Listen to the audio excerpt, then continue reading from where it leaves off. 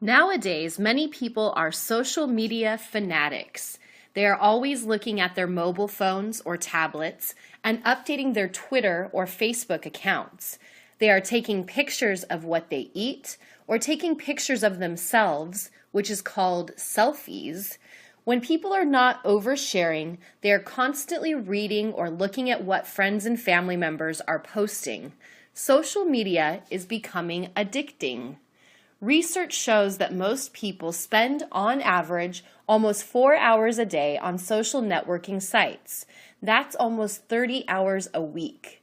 While some people need and use social media for work or to stay in touch with friends, other people find that using social media so much causes anxiety and stress.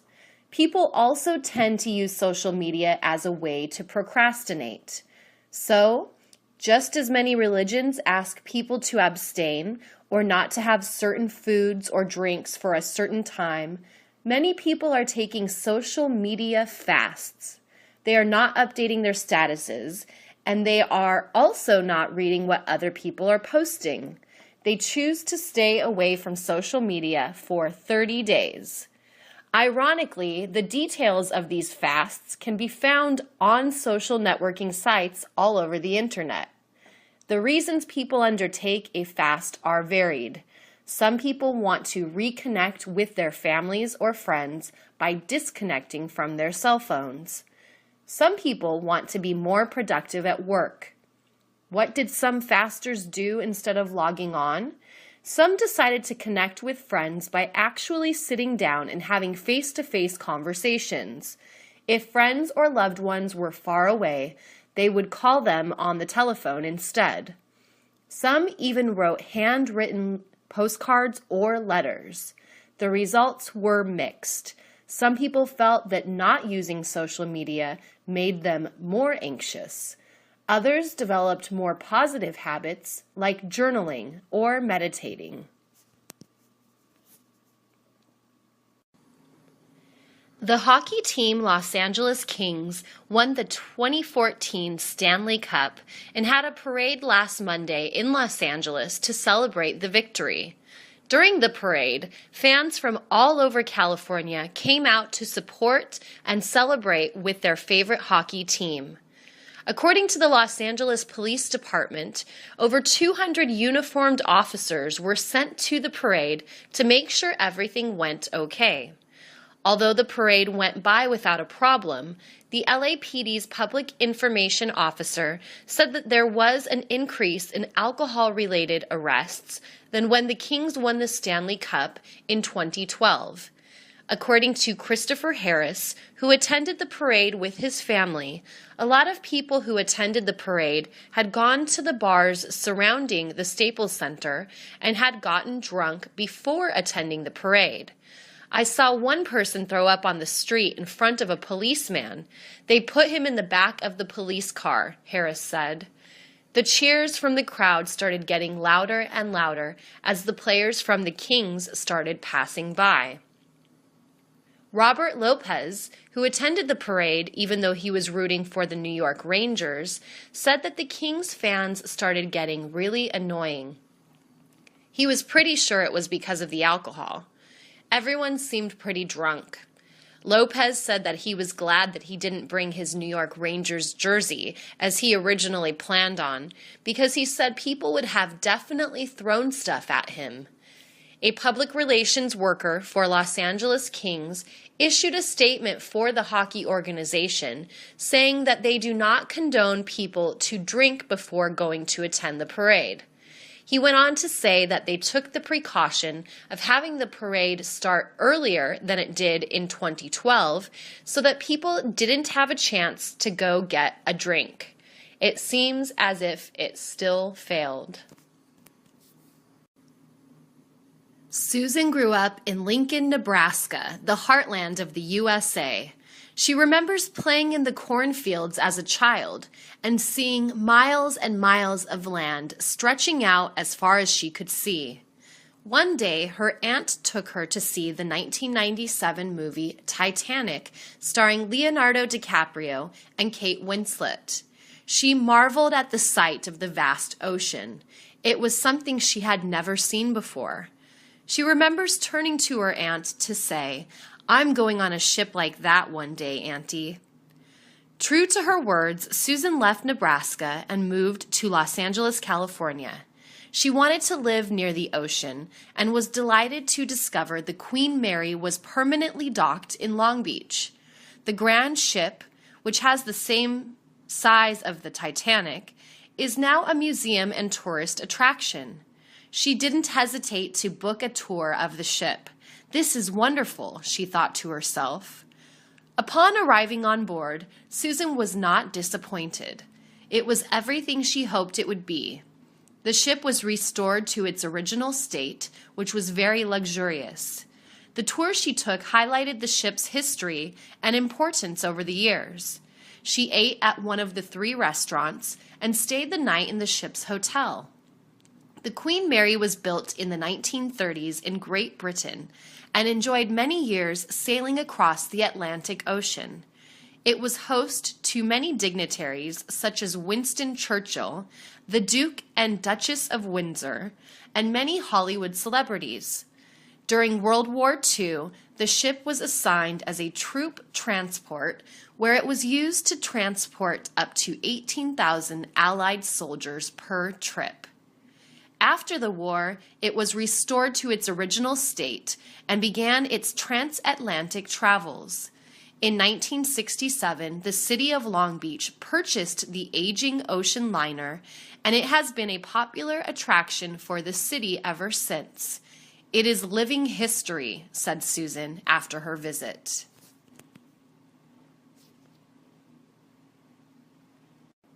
Many young American boys and girls dream of becoming a rock star at one time or another in their lives. American culture is largely defined by the music young people enjoy. During the 1960s, music in the United States was greatly influenced by the social issues of the day. Many call the decade a revolutionary period in the country's history, and music was a big part of that revolution. When David was young, he was in love with the Beatles. The English band was possibly the most impactful group of the generation. It revolutionized music like no band or artist before them. Most young boys wanted to be Paul McCartney or John Lennon, the 2 founders of the band. Becoming rich and famous in America is one of the attractions of living in the U.S., and becoming a rock star is one way of achieving this. David knew this, so he got together with 3 of his friends and convinced them to form a band together. Many American rock and roll bands began their journey in someone's garage. One notable group to start this way was Van Halen. David and his friends were convinced they could become the next Beatles with a little luck and a lot of practice. The band practiced regularly over the years and soon became good enough to perform before some young audience, but they never hit the big time, unfortunately. The road to success in the music industry is not an easy one to travel, but that does not deter some American dreamers. David's philosophy was, "You never know what the future holds," and is engaged in the music industry to this day. A couple of his original band members are also in the industry, enjoying marginal success, and are still pursuing their dream. Laura was confused. She came to the United States a year ago. She didn't understand the difference between Memorial Day and Veterans Day. She knew that both holidays had to do with remembering and honoring people who had fought in wars for the United States. She also knew that both days were national holidays. On both days, banks, schools, and the post offices were closed. On both holidays, stores offered special sales. On both holidays, people hung the American flag, and sometimes there were even fireworks. Laura had seen on television that on both days, the President of the United States made a speech and visited a cemetery, laying a wreath on the grave of a soldier. Laura decided to ask the mailman Brian what the difference was. She figured he would know since he had both days off from work. The next day, when Brian was dropping off Laura's mail, she asked him. Brian explained that Memorial Day is usually observed on the last Monday of May. This meant that it could be on a different date every year. Memorial Day is a day for remembering and honoring those in the military who died, especially if they died in a battle. Brian also told Laura that Memorial Day was also considered the unofficial start of summer. Many public beaches would open on Memorial Day. Veterans Day is a day set aside to thank and honor all people who served in the United States military. Brian explained that Veterans Day is also to remember those that are still alive. Brian told Laura that the date for Veterans Day never changes. It is always held on November 11, which was the date when World War I ended in 1918. Chris knew exactly where she was on January 28, 1986. As a matter of fact, nearly all Americans can recall what they were doing at the moment the Space Shuttle Challenger exploded. It is one of the most tragic moments in the history of the country, and it is one that will not be forgotten. Chris was working as a clerk at a clothing manufacturing plant in Commerce, California, which is about 3 miles from downtown Los Angeles. On that morning, she was filing some documents when one of her coworkers came through the door into a large work area that contained about 20 employees. "The shuttle just blew up," he shouted. Most employees were taken aback. They had no idea what he was talking about. Once again, he blurted out, "The space shuttle just blew up in Florida." Chris knew at that time something went very wrong. The Space Shuttle program began in the early 80s and continued to this day. The fleet consists of various shuttles that are designed to go into space, establish an orbit, and do a variety of tasks. It was heralded as a new era in space exploration. In the past, space exploration vehicles were used once and then discarded. The shuttle program revolutionized the way space travel was done. Chris couldn't believe her ears. Soon, almost all employees huddled around the lunchroom TV set, watching in horror the events taking place. It was a sad day for the United States, but it was also the beginning of a new era in space travel. The country rebounded from this disaster and restarted its program after a couple of years. There have been other accidents in the program, and most notably the Columbia, which disintegrated upon re-entry in February 2003. But the U.S. will not be deterred. Space travel is dangerous, but the spirit of the American people will not be contained. There was a march through the Boyle Heights neighborhood of Los Angeles. The march was sponsored by a coalition of local organizations and agencies. The purpose of the march was to bring awareness to the violence in the community. Many people have been killed because of gun violence and other crimes. The march began at 9 a.m. on a busy corner. Many parents brought their children to the march. The crowd began to walk down the neighborhood sidewalks. Occasionally, the crowd would stop, and an organizer using a bullhorn would tell the story of a person who was killed.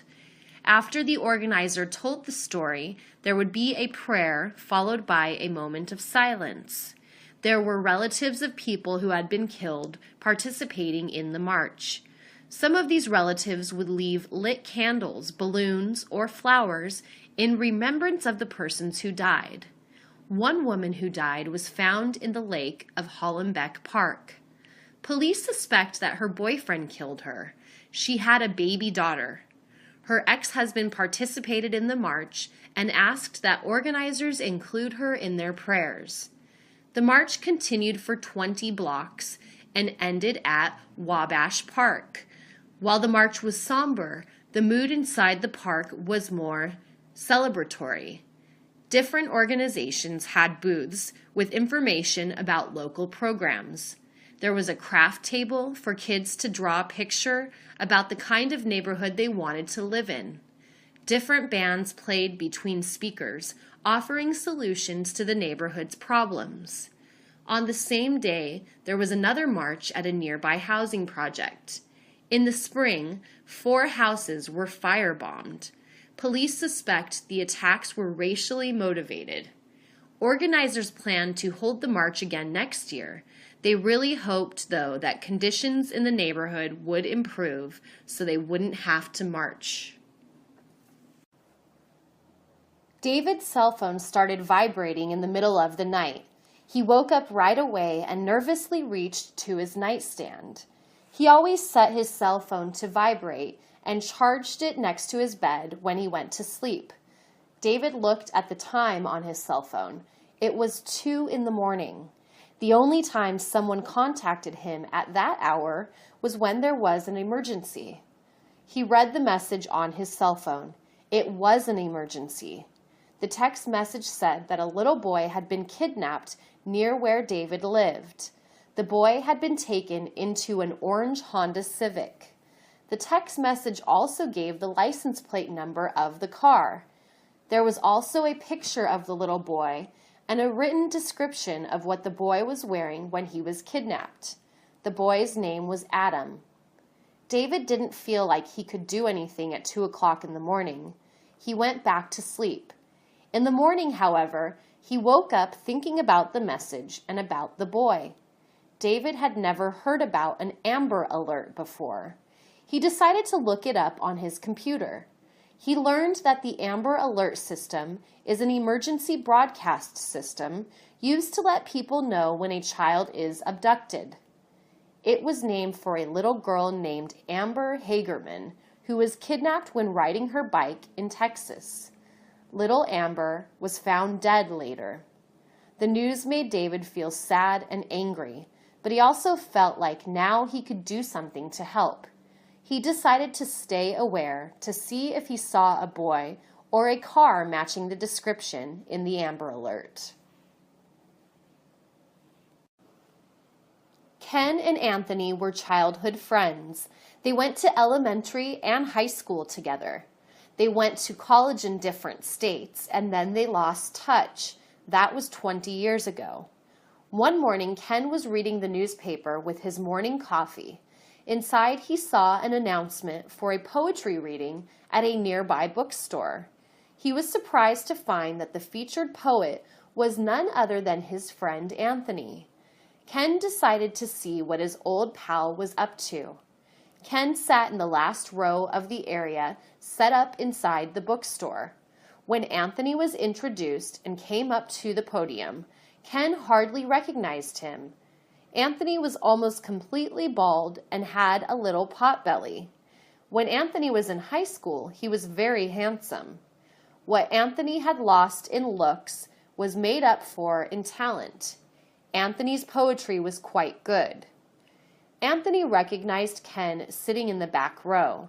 When the reading was over, Ken stood in line with the others, waiting for Anthony to sign a copy of his book.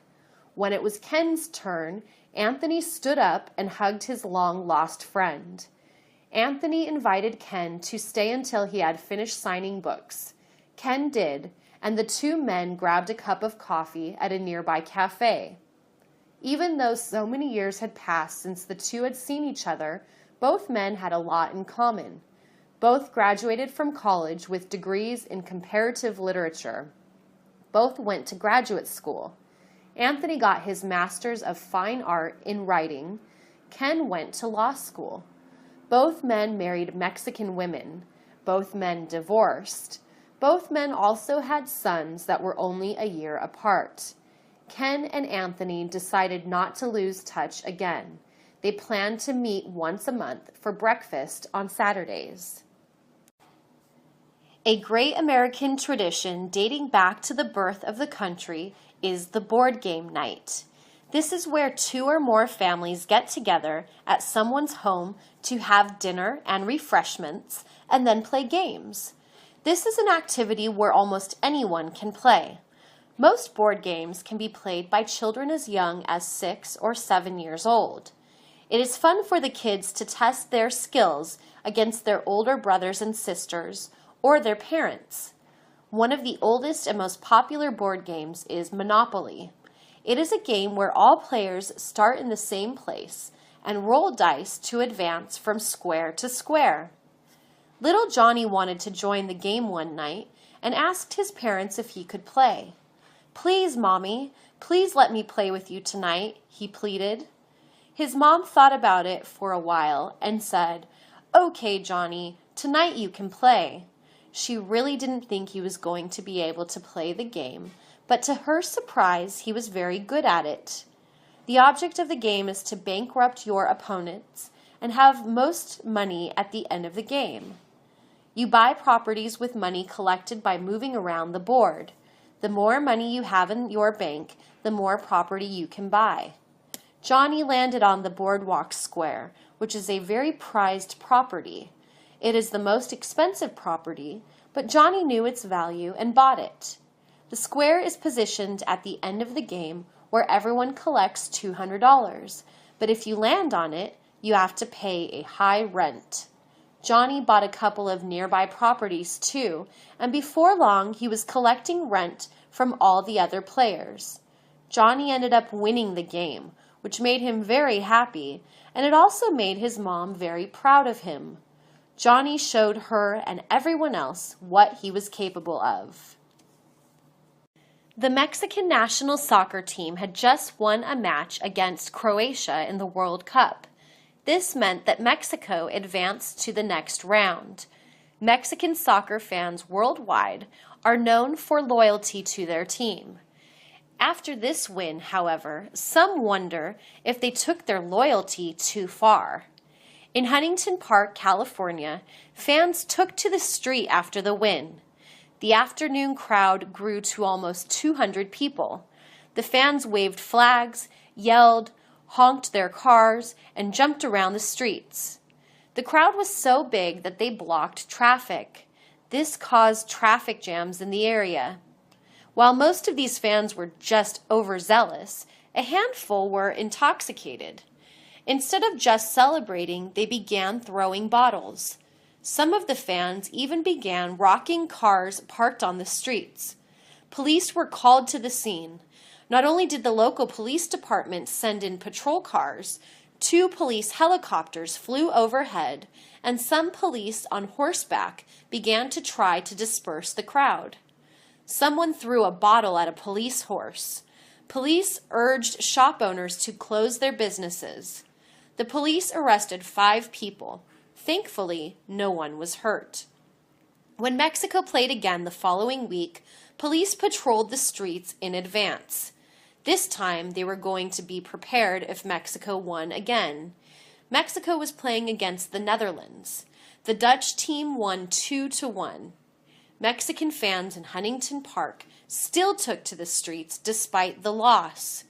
This time, the police were waiting in riot gear. The fans waved flags, chanted, honked horns, rocked cars, and even lit firecrackers, but no one threw bottles.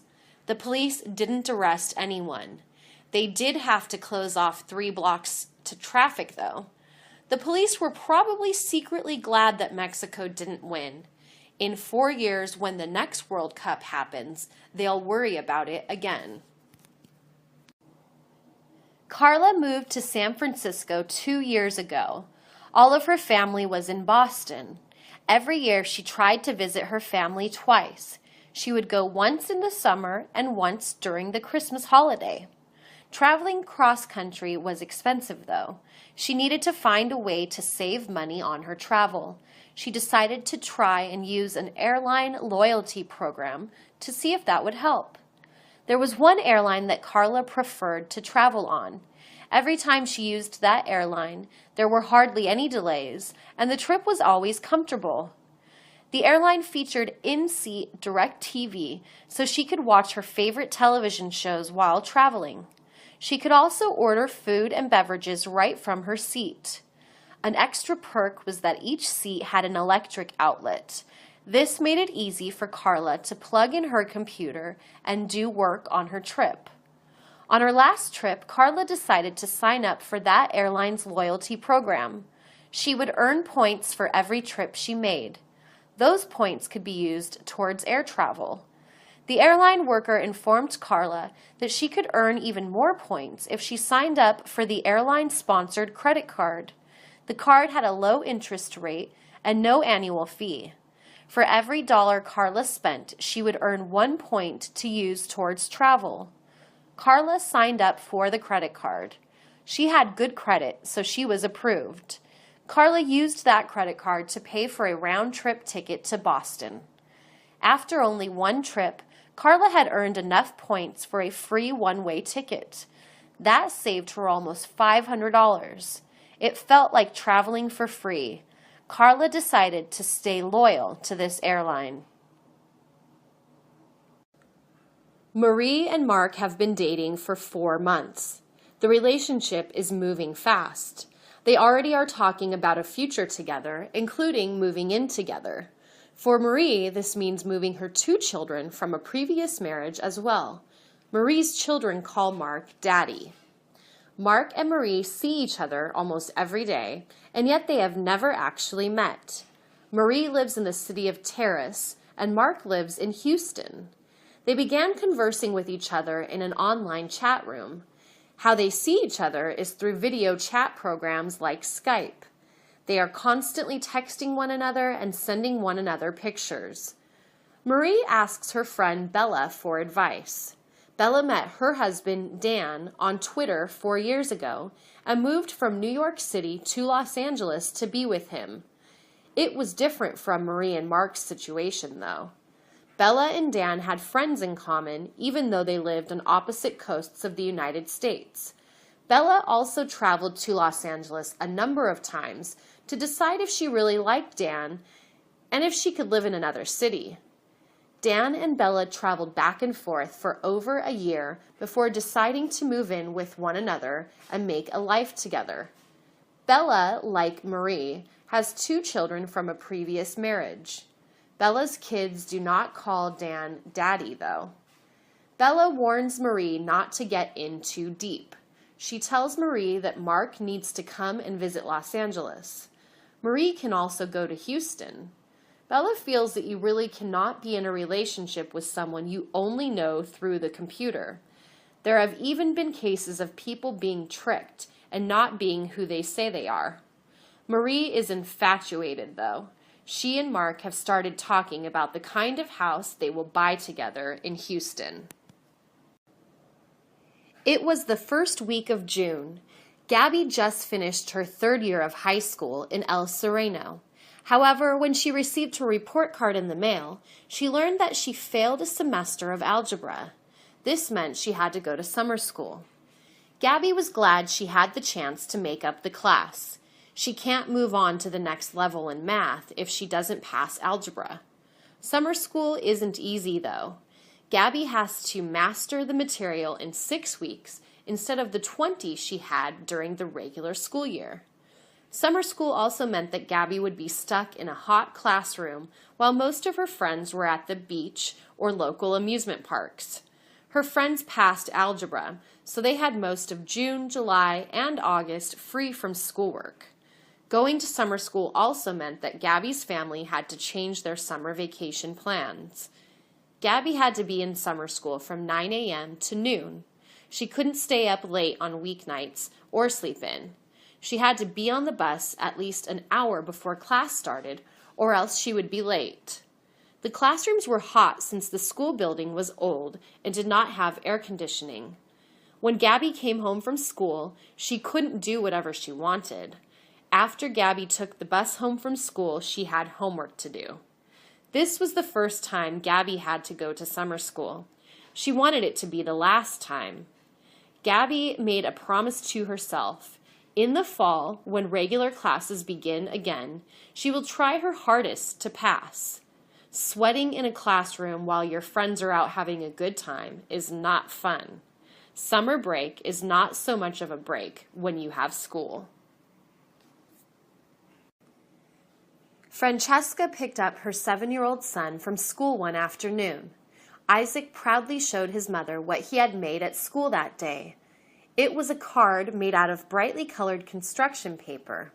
"It's for Father's Day," Isaac explained.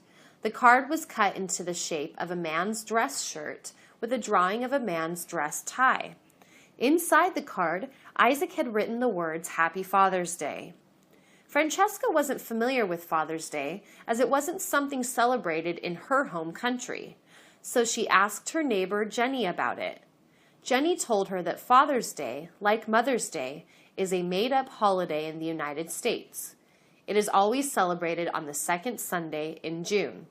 People give fathers cards, presents, go out to eat at a restaurant, or do something special that day. "It's a day to show gratitude to your father," Jenny explained. Francesca understood, but she also felt a little bad. While the Father's Day card Isaac made was nice, Isaac's father never wore a dress shirt or a tie. Isaac's father, Tim, wore a uniform to work. On his days off, he liked to dress casually and comfortably. The most dressed up he got was by wearing a polo shirt. Francesca had an idea. She went shopping the day before Father's Day to get her husband a surprise. On Father's Day morning, she and Isaac gave Tim a box wrapped up in nice paper. "Happy Father's Day," Francesca and Tim shouted. When Tim unwrapped the box, he laughed. Inside the box was the Father's Day card Isaac made in school. Also inside the box were a dress shirt and a tie. They were the same color as the card Isaac made. Tim, Francesca, and Isaac went next door to Jenny's house for a barbecue. Tim wore the dress shirt and tie. It was the morning after Julia's first Thanksgiving in the United States. The night before, she had a huge dinner with her friend Elizabeth's family. Before eating roast turkey, sweet potatoes, and cranberry sauce, each person at the table had to say something they were grateful for. Julia appreciated that she was able to participate in this holiday that recalls the Pilgrims' first harvest after arriving from England a long time ago. Julia's phone rang at 4 in the morning. It was Elizabeth. Elizabeth invited Julia to go shopping with her. "We are going to the stores so early?" Julia asked sleepily. Elizabeth explained that the day after Thanksgiving in the United States was called Black Friday. Stores, which held special sales, started very early. "It's the official start of the holiday shopping season," Elizabeth explained. Julia and Elizabeth were outside the local shopping center by 5 in the morning. Julia was surprised to see that not only were all the stores open, but they were crowded. Elizabeth told Julia that this was nothing. Some people camped outside the mall all night so that they could be among the first to enter and get extra special deals called doorbusters. Many times these doorbusters were electronic items at extremely reduced prices. Often only a small number of these items are made available. Sometimes they are only available to the first 100 people in line. Julia thought it sounded violent and wondered aloud if people really broke down doors to get into the store. "Sometimes there is a lot of pushing," Elizabeth explained. "Some people have even been hurt or killed because of physical fights over limited products." At 5 a.m., though, the doorbusters were gone and the cash registers had long lines. Many shoppers had full shopping carts of presents they intended to give away for Christmas, Hanukkah, or Kwanzaa. Ken received many reminders in the mail in the weeks leading up to the first Tuesday in November, Election Day. From before the time he became a United States citizen, he looked forward to being able to choose who would represent him in the various levels of government. Shortly after taking the citizenship oath, Ken filled out a short paper form registering him to vote and choosing a political party affiliation. Ken appreciated that choosing a specific political party didn't limit whom he could vote for, though. He was free to vote for someone of the party he registered under. He could even vote for someone of a different party. Since his vote was secret, no one would know anyway. Now that he was a naturalized citizen, Ken spent many hours looking over the various voter guides that appeared in his mailbox. On the national level, Ken could vote for president, members of the Congress. On the state level, Ken could vote for state congresspeople and governor of the state. Locally, Ken could cast a vote for mayor, city council persons, and local school board members. He felt a little overwhelmed by the choices. Besides getting mail about the various candidates, he saw many commercials featuring each candidate's position on various issues. There were also televised debate, which helped show what the candidates have in common and how they differ. Ken was nervous on the day he went to vote. He went to his local polling place. A poll worker asked for Ken's name and address to verify he was registered.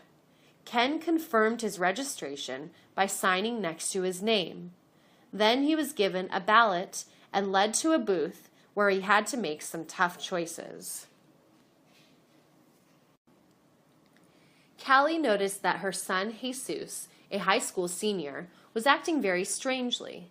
He seemed to be hoarding his allowance and having many whispery conversations with his friends. When Kelly asked Jesus about it, he admitted that he was nervous about prom, a dance held at the end of senior year of high school for those graduating. Jesus was feeling a lot of pressure to ask a girl to be his date for the prom. Girls like Lexi were also feeling pressure about a guy they liked asking to the prom. A photographer would be on hand to capture on film forever who said yes. Then there was the matter of the clothes. Young men like Jesus didn't have to worry so much. Most of them would just rent tuxedos. Young women like Lexi, however, had to make sure that whatever dress they wore would be unique. There is nothing more embarrassing than going to the prom and having another girl wearing the same dress. For the parents, like Callie, one of the biggest stressors was money. Tickets to the prom cost $120 per student. Renting tuxedos costs a lot of money, not to mention the fact that traditionally he had to buy his date a corsage. Most students split the cost of a limousine among friends. Callie had more than money on her mind, though. She had heard stories about wild things happening on prom night. She worried about Jesus drinking alcohol, even though he was underage. Callie encouraged her son not to worry so much about finding a date. Maybe he could go to prom with a group of friends. That was what Jesus ended up doing. It was fine until it was time to be photographed. All of Jesus's friends split up into couples. Jesus posed alone. Meryl was a little embarrassed to admit it. She was 37 years old and didn't know how to drive. When she lived in Queens, it wasn't such a big deal. Everything that she needed was close by. The supermarket was 1 block away. She would take her shopping cart and get what she needed for the week easily.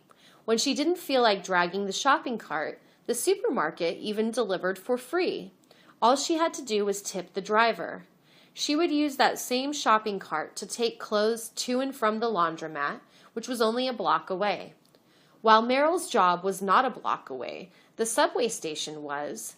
Every day she would walk the block to catch a 45-minute underground train ride to work. She repeated the journey in reverse to return home in the evenings. Alhambra sure was different, though. The walk from Meryl's house to the supermarket was nearly a mile. She didn't feel like walking that long a distance while pushing a shopping cart full of a week's worth of food. The laundromat was a mile in the other direction. She wasn't going to push her dirty clothes through that many streets. There were no trains nearby to take her to work, just buses. The buses always took a long time to come. For the first few weeks, Meryl was always late everywhere. Sometimes when she had an urgent appointment, Meryl would ask friends to give her a ride somewhere. Almost all of her friends had cars and knew how to drive. Most of them learned it when they were in high school. After a while, her friends were tired of giving Meryl rides everywhere. "You need to learn how to drive, Meryl," they told her. She knew they were right, but Meryl was scared. Emma's son Johnny had been bugging her about joining a sports team like all his friends. One day she took Johnny to the local recreational center where they were having tryouts for baseball. She found out about the tryouts from a banner she saw hanging outside the recreation center when she was driving by. Baseball seemed like the perfect sport for Johnny to learn to play, since it is nicknamed America's pastime. Emma took her son to the tryouts after school. "I'm sorry," one of the coaches told Emma. Johnny was too young to try out for baseball. Since he was 6 years old, he could try out for t-ball, though. T-ball is similar to baseball, except that there is no pitcher. Instead, the ball is placed on a stand called a tee because of its shape. This makes it easier for younger kids to hit. T-ball games are also shorter than regular baseball games. Regular baseball games last 9 innings. Emma couldn't imagine her son standing still for 9 minutes. T-ball sounded like a good way to introduce her son to the responsibilities of being on a sports team and the rules of baseball. Emma had to bring Johnny back on a different day to try out for T-ball. When she did, he was put on a team. After paying a fee, Johnny was given a uniform. Johnny looked at the back of his uniform. "Hey, look, Mom, I'm number 1, he said proudly. Once Johnny started playing, though, it was clear to Emma that he was not very good at baseball. He stuck with it, though, and his team ended the season in 4th place. There were only 4 teams in the T-ball league. "Can I play again next season?" Johnny asked his mom. "Yes, but see if you can get another number," she told him.